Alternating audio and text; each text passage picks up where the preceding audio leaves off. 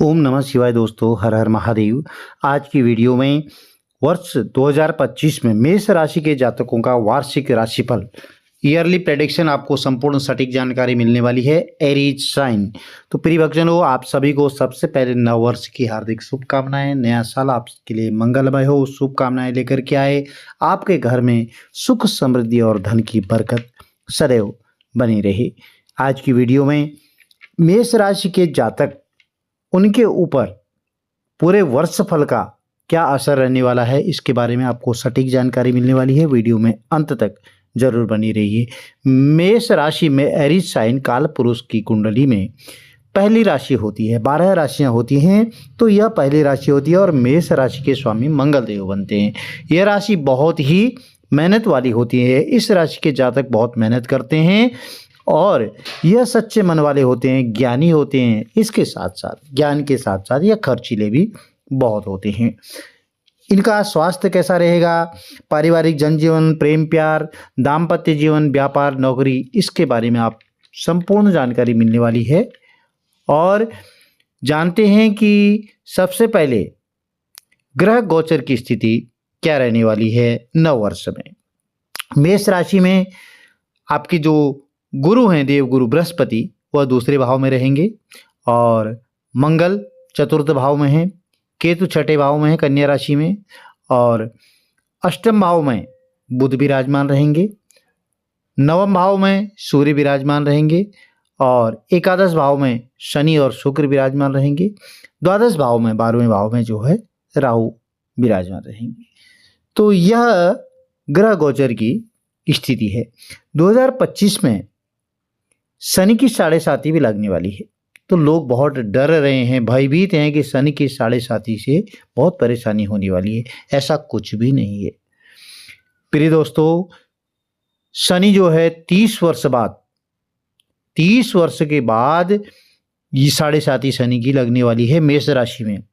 शनि, राहु, केतु और बृहस्पति, इन 4 ग्रहों का गोचर होने वाला है। यह राशिफल आपकी जन्म की राशि चंद्र राशि पर आधारित है। प्रिय भक्तजनों, बृहस्पति 9वें भाव के स्वामी होकर के आपके द्वितीय भाव में विराजमान है और बृहस्पति देवगुरु हैं जो दूसरे भाव में हैं। तो जब तक यहाँ पर रहेंगे तब तक आपका कम्युनिकेशन बहुत ही अच्छा रहने वाला है। आपकी फैमिली में खुशनुमा माहौल बना रहेगा। फैमिली प्लानिंग भी कर सकते हैं। लेकिन 15 मई 2025 के बाद यह गुरु जो हैं, देवगुरु बृहस्पति, ये मिथुन राशि में प्रवेश करेंगे और तीसरे भाव में आ जाएंगे। अब वृषभ राशि से मिथुन राशि में जब प्रवेश करेंगे तो गुरु की 7वीं दृष्टि भी पड़ेगी भाग्य स्थान पर, और गुरु की 3 दृष्टियां होती हैं। 5वीं दृष्टि विवाह स्थान पर पड़ेगी और 7वें भाव में पड़ेगी। 9वीं दृष्टि पड़ेगी आपके एकादश भाव पर। तो 15 मई के बाद आपके विवाह, यदि आप विवाह योग्य हैं, विवाह करना चाहते हैं, तो विवाह की संभावना बढ़ जाएगी। आप 2025 में विवाह भी कर सकते हैं क्योंकि 7वें भाव में गुरु की दृष्टि है। यह शुभ संकेत है और शुभ दृष्टि है। आपकी नित्य आमदनी में बढ़ोतरी हो सकती है। आप आध्यात्मिक धार्मिक प्रवृत्ति के होंगे और पिता से आपकी यदि पहले अनबन चलती थी तो वह ठीक होगा। 15 मई 2025 के बाद प्रमोशन है, नौकरी में उन्नति के योग दिखाई दे रहे हैं। और ग्रह गोचर के आधार पर अब यहाँ पर शनि की 7.5 भी प्रारंभ होने वाली है, जो 7.5 साल की होती है। तो 2.5 साल के 3 चरण होते हैं 7.5 में, और 7.5 का पहला चरण 30 मार्च 2025 में प्रारंभ हो जाएगा। तो शनि जो है आपके 11वें भाव से निकल करके 12वें भाव में आ जाएंगे और तब तक शनि अपने ही घर में रहेंगे और फिर पूरे 2.5 वर्ष तक, पूरे के पूरे 2.5 वर्ष तक जो है ये 12वें भाव में ही विराजमान रहेंगे मीन राशि। आपको थोड़ा सा मेहनत ज़्यादा करनी पड़ सकती है क्योंकि शनि को कर्म फल प्रदाता कहा जाता है। ये कर्मों के अनुसार फल देते हैं, इनको न्यायाधीश भी कहते हैं। और मेष राशि के जातकों के लिए थोड़ा दौड़ भाग का काम रहेगा। आपकी विदेश यात्राएं भी हो सकती हैं और आप इस दौरान स्थान परिवर्तन भी कर सकते हैं। अब स्थान परिवर्तन कैसे हो सकता है? आपकी नौकरी में हो सकता है स्थान परिवर्तन, आपके घर में हो सकता है स्थान परिवर्तन, और आपकी विदेश यात्राएं हो सकती हैं, इससे हो सकता है स्थान परिवर्तन। तो कुछ न कुछ आप घर में या कहीं पर भी हो, कोई न कोई आपको परिवर्तन देखने को मिलेगा, या आपका मन करेगा कि हम दूसरी मंजिल में रहते हैं तो तीसरी मंजिल में शिफ्ट हो जाएं या पहली मंजिल में शिफ्ट हो जाएं। कहीं न कहीं आप पूरे पूरे साल के दौरान जो है स्थान जगह परिवर्तन कर सकते हैं। और आपकी जो 18 मई 2025 के बाद राहु का भी राशि परिवर्तन होगा। तो अभी राहु 12वें भाव में है, उसके बाद 11वें भाव में आ जाएंगे। 30 मार्च से लेकर के 18 मई 2025 तक राहु और शनि साथ साथ रहेंगे 12वें भाव में। तो इस दौरान आपको किसी भी कार्य में जल्दबाजी नहीं करनी है, ओवर रिएक्टिंग नहीं करना है कहीं पर भी, और ओवर थिंकिंग नहीं करना है, ओवर कॉन्फिडेंस नहीं करना है। 18 मई 2025 के बाद राहु का राशि परिवर्तन होगा तो आप नौकरी पेशा है तो नौकरी में प्रमोशन भी हो सकता है। अचानक आप कोई नई चीज़ें खरीद सकते हैं, घर पर ला सकते हैं। और 11वां भाव लाभ और इच्छाओं का भी होता है। इसके साथ ही केतु का भी परिवर्तन होगा। केतु ग्रह 18 मई को ही कन्या राशि से ही कर्क राशि में प्रवेश करेंगे। केतु पंचम भाव में प्रवेश करेंगे। तो आपको प्रेम प्यार पढ़ाई पर थोड़ा सा ध्यान देना पड़ेगा, जल्दबाजी नहीं करनी है। कहीं पर भी इस बात का भी ध्यान रखना है, आप कुछ नया करने की सोचेंगे। पंचम भाव में जब आएंगे तो आप नया करने की विद्या अध्ययन करते हैं तो उसमें आपकी रुचि बढ़ेगी थोड़ा सा।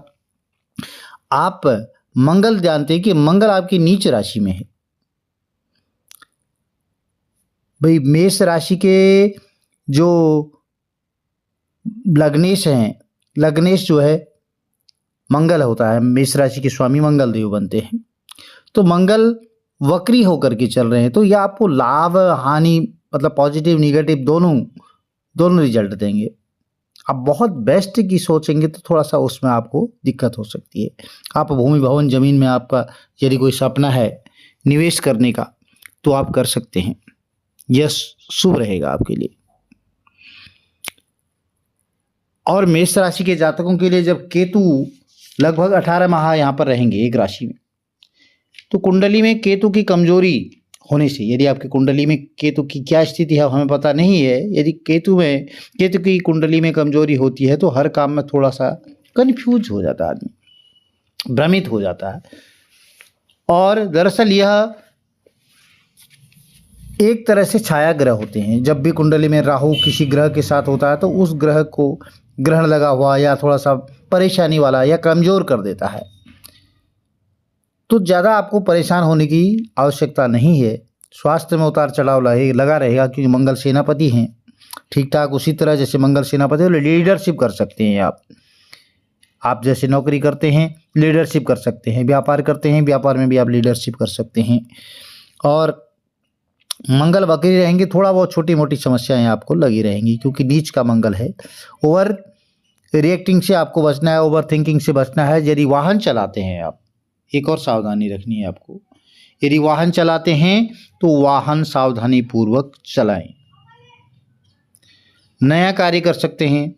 परिवार की स्थिति आपकी ठीक ठाक रहने वाली है तो ज़्यादा चिंता की कोई आवश्यकता नहीं है। और यदि अविवाहित हैं तो पूरी संभावना आपकी बता दी है कि विवाह हो सकता है और इसके लिए आपको ज़्यादा चिंता की आवश्यकता नहीं है। जो लव रिलेशन में हैं वह एक दूसरे के बीच में सामंजस्य बना के रखें। गलत फहमियाँ न पनपने दें क्योंकि गलत फहमियों के कारण ही अनबन की स्थिति पैदा होती है।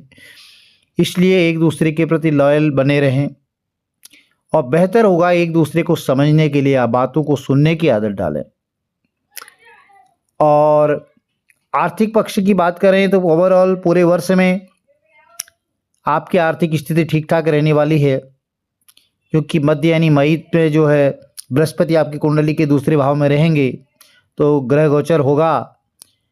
इस दौरान भूमि भवन वाहन सुख कोई आप प्राप्त कर सकते हैं। भूमि भवन वाहन सुख में निवेश कर सकते हैं। और शेयर मार्केट में यदि कोई निवेश करना चाहते हैं थोड़ा सावधानी पूर्वक करें, जल्दबाजी कदम न उठाएं। माता पिता की सलाह ज़रूर लें, अपने विशेषज्ञों से संबंधित जो भी हैं उनसे सलाह लें क्योंकि शेयर मार्केट में निवेश करना जोखिम भरा होता है। और यह छोटी सी जानकारी थी।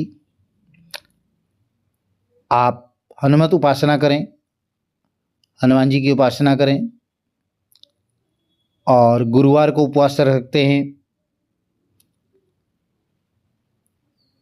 आप जो है मद्यपान, नशीले पदार्थों का सेवन यदि करते हैं तो उसको छोड़ दें। इससे आपको कष्ट हो सकता है, पारिवारिक कलह हो सकता है, इन चीज़ों से बचें। और विद्यार्थी हैं तो विद्यार्थियों के लिए भी ठीक ठाक रहने वाला है, ज़्यादा दिक्कत की कोई बात नहीं है। शनि की साढ़े साती का प्रथम चरण चल रहा है, चलेगा, तो ये थोड़ा सा आर्थिक स्थिति पर प्रभाव पड़ता है इससे। हालांकि मंगल ठीक है, तो मंगल आपकी राशि होने के कारण, राशि के स्वामी होने के कारण, मेष राशि के स्वामी मंगल देव बनते हैं, तो आप सभी चीज़ों पर ओवरऑल पार पा लेंगे। कुल मिलाकर आपका करियर, पेशा ठीक ठाक रहने वाला है। तो आपको कुछ ज़्यादा, बहुत ज़्यादा परेशान होने की आवश्यकता नहीं है, साढ़े साती से घबराने की आवश्यकता नहीं है।